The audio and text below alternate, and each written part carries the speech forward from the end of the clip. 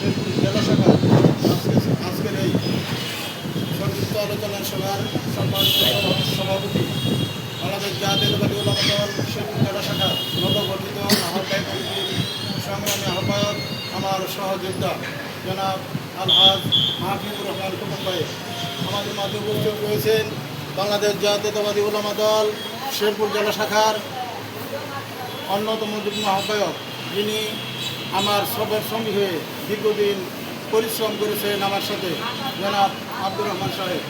আমাদের মাঝে উপস্থিত রয়েছেন বাংলাদেশ জাতীয়তাবাদী ওলামা দল শেরপুর সদর উপজেলার পরীক্ষিত সৈনিক জনাব হযরত মাওলানা মুফতি মুর্শিদ আলী হক্কানি সাহেব। আমাদের মাঝে উপস্থিত রয়েছেন বাংলাদেশ জাতীয়তাবাদী ওলামা দল ঝিনাইদহ উপজেলা শাখার সংগ্রামী আহ্বায়ক আমার সহযোদ্ধা জনাব আবুল হোসেন সরকার সাহেব। আমাদের মাঝে উপস্থিত রয়েছেন বাংলাদেশ জাতীয়তাবাদী ওলামা দল শেরপুর সদর থানার অন্যতম নেতা জনাব আব্দুল হাকিম ভাই। আমাদের মাঝে উপস্থিত রয়েছেন বাংলাদেশ জাতীয়তাবাদী ওলামা দল শেরপুর জেলা শাখার যুগ্ম আহ্বায়ক আমার ভাগিনা, যে বর্তমানে যিনি আমাকে সহযোগিতা করছেন, দীর্ঘদিন ঢাকা যে পরামর্শ দিয়েছেন, হাফেজ মাওলানা মুফতি জুনায়েদ আহমেদ এবং ওলামা দলের নেতৃবৃন্দ, সংগ্রামী সাথী ও বন্ধুগণ, আমরা দীর্ঘদিন হাসিনা সরকার পতন আন্দোলন করতে গিয়ে আমাদের মধ্যে অনেক ওলামা দলের নেতৃবৃন্দ শহীদ হয়েছেন। তাদের আত্মার মাগফিরাত কামনা করছি। বিশেষ করে 5ই আগস্ট 2024 সালে ওলামা দলের অনেক নেতৃবৃন্দ শহীদ হয়েছেন, তাদের রুহের মাগফিরাত কামনা করছি। প্রিয় বন্ধুরা আমার, আমরা বাংলাদেশ জাতীয়তাবাদী ওলামা দল যারা করতে যাচ্ছি, করব, আমাদের অনেকেরই নীতিবান এবং সচ্চরিত্রের অধিকারী হতে হবে। আমরা আলেম সমাজ, আমরা ওলামা দলের আমরা নেতৃত্ব দিব। আমাদের মধ্যে যেন কোনো দুষ্কৃতি না থাকে। বিশেষ করে আমাদের হক্কানি ভাই বলে গেছেন যে ওলামা দলের যে কমিটি পূর্ণাঙ্গ হবে, সেই কমিটিতে যেন যারা যোগ্য আলেম, মুফতি, মাওলানা, বিভিন্ন মাদ্রাসা মসজিদের ইমাম, খতিব, নাজেমে তালিমাত এবং আলিয়া মাদ্রাসায় যারা প্রিন্সিপাল, তারা যেন থাকে। আমরা ইনশাল্লাহ আমাদের যিনি আহ্বায়ক আমার সহযোদ্ধা, আমার বন্ধু, আমরা চেষ্টা করব এবং আক্রান্তভাবে চেষ্টা করবো যাতে কোনো আলেম সারা কমিটি শেরপুর জেলা ওলামা দলে না থাকে। এই আশ্বাস আমি আপনাদেরকে দিতে চাচ্ছি।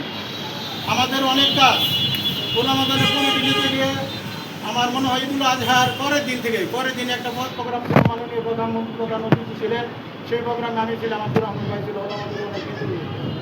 ঈদুল আজহার পর থেকে মনে 28 দিন ঢাকাতে ছিলাম।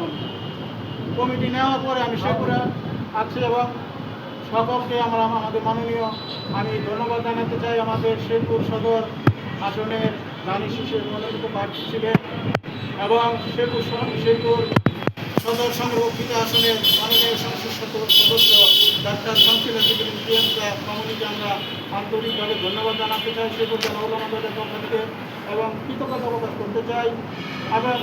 প্রকাশ করতে চাই আমাদের শেরপুর জেলা বিএনপির সাবেক আহ্বায়ক আলহাজ সিরাজুল ইসলাম সাহেবকে আমি আন্তরিকভাবে কৃতজ্ঞতা প্রকাশ করতে চাই।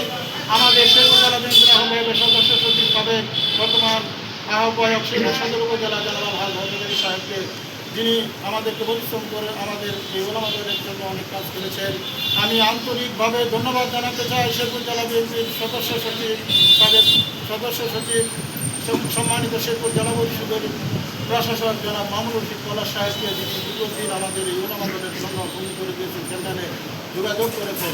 প্রিয় বন্ধুরা আমার, ইসলামী ফাউন্ডেশনে আমাদের ওলামা দলের কোনো লোক নাই। আমি গতকালকে ইসলামী ফাউন্ডেশন করছিলাম, ইমাম মুয়াজ্জিন খাদেমদেরকে নিয়ে আমরা যারা ওলামা দল করি, এখানে আমাদের কারো নামই নাই।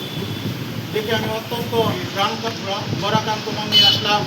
আমাদের ঝিনাইদহ উপজেলাতে ওলামা দলের কমিটি বর্তমানেও আছে, এখানেও আমাদের ওলামা দলের নেতৃবৃন্দকে মূল্যায়ন করতেছে না ইসলামী ফাউন্ডেশন, এবং মুয়াজ্জিন, ইমাম এবং খাদেমদেরকে ওখানেও তাদের নাম নাই। শিল্পজিতেও নাম নাই, ঝিনাইদহতেও নাই। বাংলাতে আমার ওলামা দলের আহ্বায়ক যিনি প্রার্থী, যিনি দীর্ঘদিন পরিশ্রম করতেছেন, ব্যবসা বাণিজ্য এখন প্রায় শেষ প্রান্তে এসে গেছে।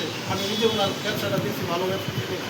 আমাদের আব্দুর রহমান ভাই আজকে ওলামা দল করতে নিঃসঙ্গ হয়ে গেছেন, ব্যবসায়িকভাবে ক্ষতিগ্রস্ত হয়েছেন। এখানে যারা আছি আমরা সবাই শেখ হাসিনা সরকার পতন আন্দোলন করেছি, জেল খাচ্ছি, জুলুম করছি, রিমান্ড খাচ্ছি, কিন্তু আমাদের মূল্যায়ন নাই। আমরা মাননীয় প্রধানমন্ত্রী আমাদের জনাব তারেক রহমান সাহেবকে বলবো, আমাদের প্রতি উলামাদের প্রতি আপনি খেয়াল করুন এবং আমাদের প্রতি ন্যাক নজর দিন। আমরা উলামাদেরা শুধু কোরআন তেলাওয়াত, তারপরে কোরআন তেলাওয়াত দিতেও সংক্ষিপ্ত দোয়া যেটা এটা বলার কথা নির্দেশ করা হয়, দোয়া সংক্ষিপ্ত করার জন্য বলা হয়। দোয়া তো আল্লাহ তাআলার তরফ থেকে আসে।